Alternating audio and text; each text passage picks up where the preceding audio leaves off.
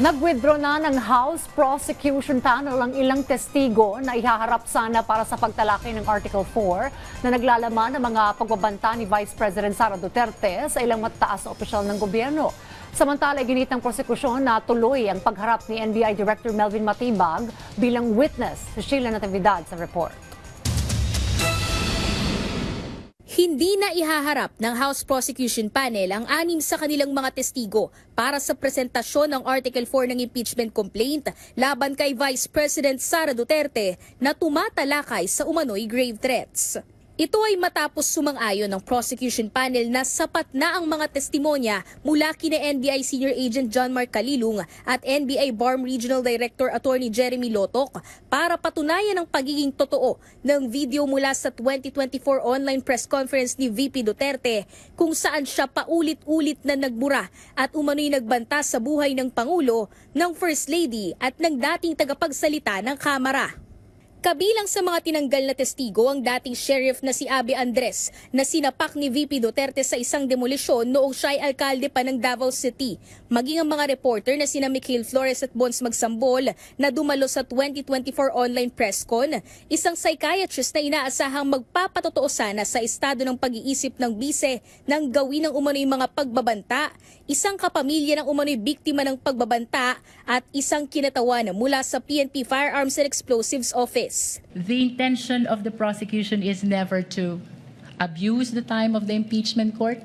It is never to influence the senator judges. Neither is it to influence the viewing public. The explanation was a statement of the position of the prosecution, and of course it is anticipated that the same is adverse to the other party because it is apparent that we are in the prosecution side while the opposing counsel is on the defense side. Sa oral argument, sinabi ni House Prosecutor Representative Chel Jokno na walang anuman o sinuman ang makagagapos sa kapangyarihan ng impeachment court na litisin at desisyonan ang kasong impeachment.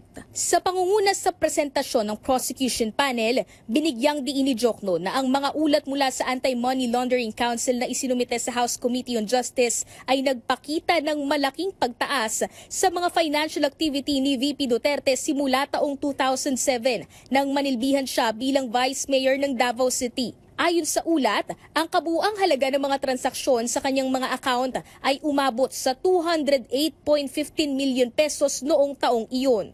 Ang nasabing report na minarkahan din bilang exhibit sa harap ng impeachment court ay nagpakita pa na nanatiling mataas sa mga financial activity ng Vice Presidente mula 2009 hanggang 2013 kung saan ang kabuuang halaga ng mga transaksyon ay lumagpas sa 400 million pesos kada taon. Tinukoy din sa ulat ang pinakamataas na halaga o mga peak na umabot sa 704.93 million pesos noong 2009, 648.58 million pesos noong 2010 at 597.15 million pesos naman noong taong 2011. Lumalabas na lagpas 3 bilyong piso ang naging total ng financial activities ng Vice Presidente sa kanyang panunungkulan bilang opisyal noon sa Davao City. Kailangan makita ng publiko at ng mga senator judge ang tunay na kulay ng vice-presidente at larawan ng kanyang buong pagkatao bilang isang lingkod bayan.